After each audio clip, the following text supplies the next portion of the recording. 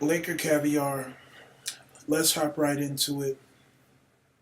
Like I said initially, I think people don't make their own opinions, and far too often do we kind of go with what the media tells us, in part because we believe that they're telling us the truth and we're trusting in their quote unquote professional analysis. But the problem is, you forget that today's sports media is really nothing more than hot takes. What can I say that's shocking? What can I say that is alarming? What can I say that's going to fit within this sort of narrative that we want? So the narrative is Boston also wants Anthony Davis, and they supposedly have better trade chips than the Lakers do. And everybody kind of just assumes that they do. Problem that I have is, well, come to that conclusion on your own. So yesterday, I looked at their roster and I looked at their draft picks to see if I could believe that hype. Because I'm not afraid to say that, yeah, okay, yeah, they probably have better tradable assets than we do. But I looked, and quite frankly, I don't see that. Number one, Kyrie Irving is a free agent, so Kyrie Irving isn't necessarily a trade chip. Kyrie Irving is not going to do any type of deal where he signs and he's traded or whatnot. Like, he's not going to be anybody's. He's not going to be a pawn. That's one of the reasons to why he left Cleveland. He didn't want to do the whole, okay, I may be traded, I may not be traded, the team is trying to improve. He didn't want any part of that. So the idea of Kyrie being a tradable asset, that's not going on. So you can take him off of the playing field. Same thing with Jason Tatum. If anything, Danny Ainge probably wants to build a team around Jason Tatum and Anthony Davis. That's probably his dream scenario. So we can throw Jason Tatum out of the equation. He's not going to be part of any trade packages. That's who he wants to build around. And he will literally strip mine the whole team and only have Jason Tatum if it comes down to it. Like, if you force Danny Ainge's hands, that is what he's going to do. Right? Simple. So if we look at the rest of the roster, now, if we focus on the younger players who probably have the most trade value, that's what I did, right? So I'm not gonna talk about, I think it's Marcus Morris.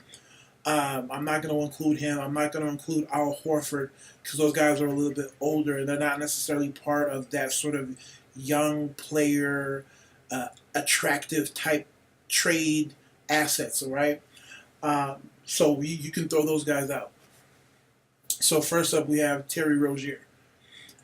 At best, Terry Rozier is a high-quality NBA point guard. But we know that Terry Rozier is probably not going to necessarily be an all-star, right? He's closer to, let's say, a Drew Bledsoe than he is a point guard that we would consider to be an all-star, like, let's say, a Kemba Walker. So Terry Rozier is more Eric Bledsoe than he is Kemba Walker. And Terry Rozier is probably going to be overpaid, right? Because folks will assume that if you give Terry Rozier more minutes and a bigger role, so he's no longer playing backup to Kyrie Irving, that his production is going to go up. That is the assumption. That is the potential that people think he's going to have. Problem that I see, though, is you could spin it the other way, right? Well, maybe his production was based upon the fact that he's playing a certain role, right? But how's that going to change when you're asking him to now be your starting point guard and you're asking him to actually facilitate the offense, get other guys involved, not just look to be an aggressive scoring point guard? I think he can do it. I like him. But still, you're asking him to do something that he's currently not doing. You're going off of assumption. You are assuming that Terry Rozier will be able to handle all of the additional responsibilities and the additional minutes that go along with being an NBA starting point guard. Right? So there's still a huge risk with Terry Rozier. And on top of that, he's not necessarily a star player. He doesn't, even at his best, no one's thinking about Terry Rozier as being a potential all-star. Okay? Next, we can go with Marcus Smart. Marcus Smart, solid role player, right? Nowhere close to even being a tier B all-star. He's a solid role player. I would dare say that he's a championship caliber role player, meaning, he's one of those dudes you want on your team if you have a championship caliber team because of how hard he plays defensively and the types of opportunities that he creates offensively just with his hustle. Not a great offensive player, but can kind of hit timely buckets, almost like the PJ Tuckers of the world, where they're just good enough on the offensive level to a point where they can be in the game and you're not as scared to throw them the ball to hit a big shot, right? It's not your first go-to person, but you're not too upset if they're taking a critical shot in a big game. But yet, that's not an all-star. And I would dare say with Marcus Smart, there's no gap between him and a Josh Hart. They're cut from the same type of cloth, right? It's kind of a wash. And Josh Hart is a cheaper player. So when you talk about production and added value, it's hard to really see. Clearly, Josh Hart is the better value when you look at what he brings and how much he costs than a Marcus Smart. Jaylen Brown, same thing. I think of Jaylen Brown, and he reminds me of, let's say, the modern day Trevor Ariza. And Trevor Ariza is a hell of a player, but we know that Trevor Ariza is your championship caliber role player, right? He never was close to being a tier B all-star. So I look at Jaylen Brown, it's kind of the same thing, right? It's kind of limited offensively. You would like to see more, especially in today's NBA. Has a great body, very athletic, great defender, but he just screams of the new day Trevor Ariza, and that's not a bad thing, but that's not an all-star caliber player, right? So I'm not jumping for joy because I acquired Jaylen Brown. And if you ask yourself, who do you like better, right? I like Kyle Kuzma over Jaylen Brown. I like Brandon Ingram over Jaylen Brown, not because they're more athletic or that they're better defenders, but from an offensive standpoint, they seem to have more upside.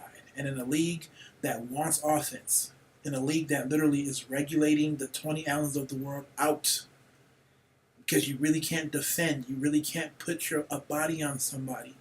You need offensively talented players. It is what it is.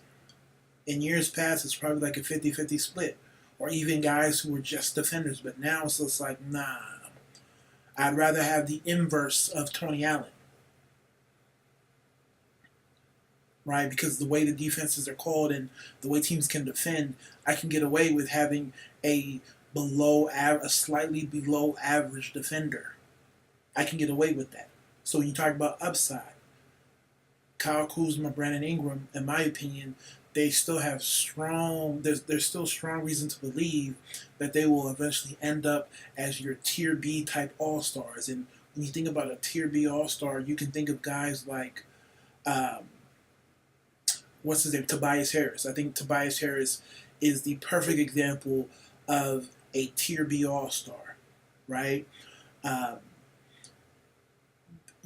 I'm more confident in saying that Brandon Ingram or Kyle Kuzma will end up in that category versus the Trevor Ariza category. Whereas I look at a Jaylen Brown, and I'm more confident in saying, yeah, he'll probably end up having a career similar to that of Trevor Ariza. That's not a knock; it's just an assessment. He's limited offensively. So once again, how appealing is Jaylen Brown as a trade asset? Then the last one, Gordon Hayward. He's probably the the biggest chip that they have. Before he got hurt, so his last year pretty much in Utah, Gordon was definitely a tier B All Star who was trending in the right direction.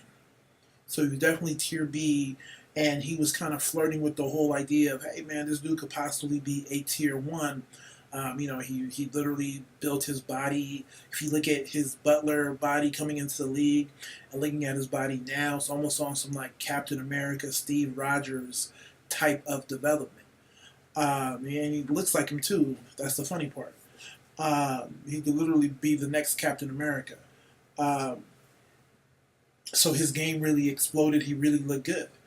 Like I said, he was a tier B All Star who was trending in the right direction, but he got hurt, and thus far, he has not returned to that tier B form. Maybe it's because of playing time.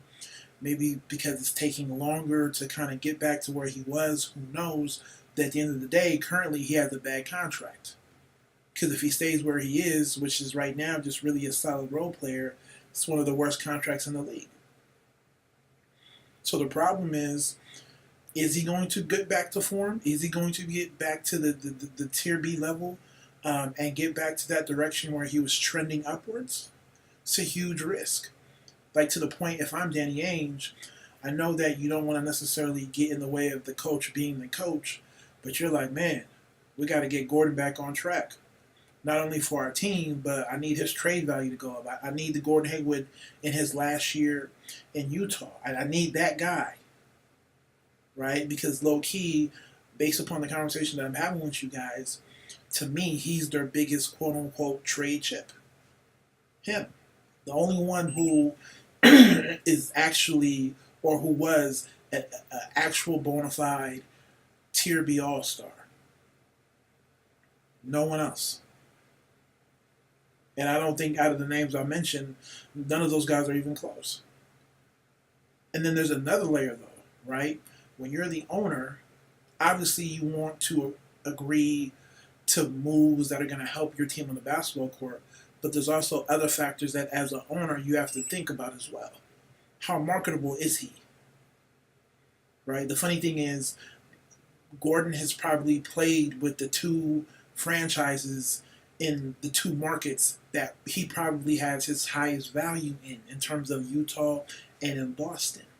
It just is what it is, right? The NBA is very connected and associated with hip hop culture and black culture. In the same way that the NFL is more so America's sport and it's not connected to black culture, it's more so connected to the all-American traditional white culture, hence why the white quarterback is the biggest star. Like, no one's going to be a bigger star than Tom Brady.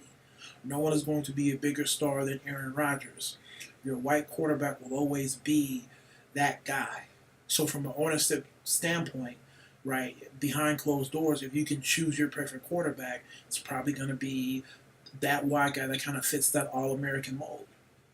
Because that's what works in football versus the NBA, where it's just like, nah, man, I need my African-American athlete who comes from a certain background that people can relate to, who has that sort of credibility, right? He'll be very influential. People want to buy his jersey. He's cool. People want to buy his shoes.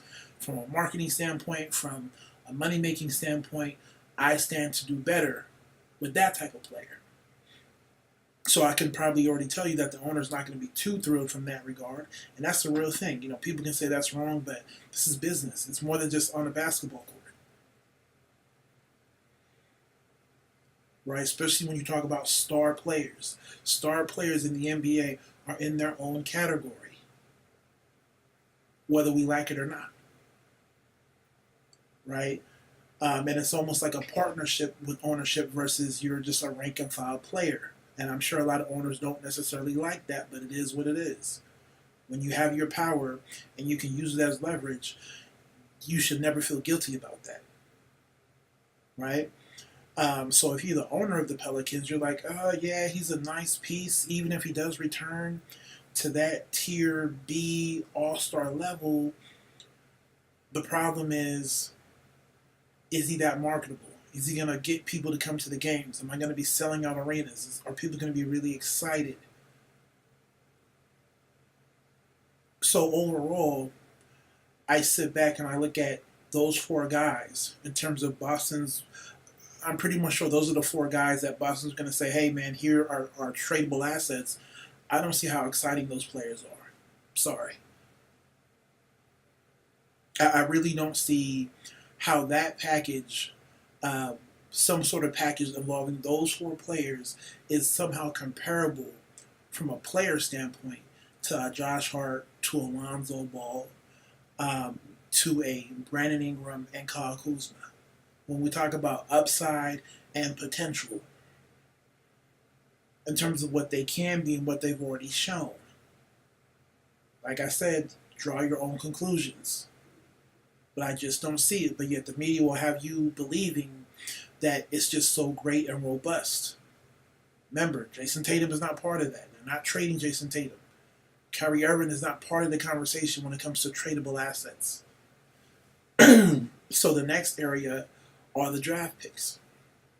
Yes, I will say that obviously Boston has more draft picks this upcoming draft to put into play.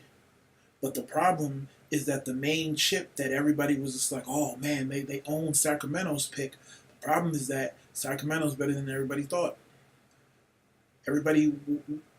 More people would have been convinced if we said that Sacramento would be closer to Phoenix than they are with the Memphis Grizzlies. Right? So the fact that they're doing well means that that pick is going to be higher and higher. And no, I don't think Sacramento will make the playoffs, but I do think they're going to end up winning around anywhere between 38 and I would say around 38 games, right? Which would be good. That's almost 41 games, which is, you had a 50% winning percentage. That's damn good in the Western Conference. So I can see them getting anywhere between 35 and 38 wins. So with that record, odds are that that pick is probably not going to be top 5. Odds are that pick that was so coveted is probably now going to be anywhere from 10 to 15. And that was their most attractive pick. Now you can do your research and look at the other 3 picks that they have. I think they have one from Memphis and maybe one from the Clippers and their own pick. But the way those picks are situated, more than likely those picks are probably going to be anywhere between 14 and 30. So overall they have 4 picks, but all of their picks are probably going to be anywhere between 14 and 30, and maybe one pick, that Sacramento pick, that's pick 10 through 15. And you can get some quality, but you're probably not going to get that franchise-changing guy. You're not going to get a Zion Williams. You're not going to get a R.J. Barrett and whoever else rounds out the top 5 as far as guys coming out into the NBA draft. Like, you're not even going to have a chance. You're not going to be in that conversation. So at that point, I'm not screaming over that pick. That pick doesn't have the same level of value. And because of that, I'm going to want more in terms of actual players. So as far as whatever advantage that Boston has, to me, it's only in the picks. I don't see any advantage in the personnel.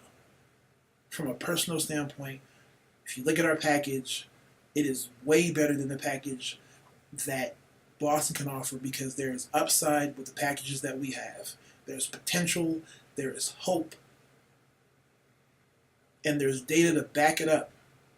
I'm just not saying that as a Laker fan and somebody who wants Anthony Davis. I'm perfectly fine and not trading for him and using our cap space and getting somebody else.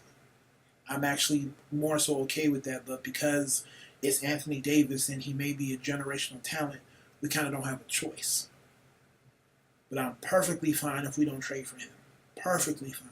I won't miss any sort of sleep. And if we do end up trading for him, it will be a steal if we're able to keep Kyle Kuzma. It'll be a steal. But anyways, that's my take. Like I said, do your own research. You don't have to agree with me, but please don't let the media have you thinking that Boston has this great amount of tradable chips that they can give up, right?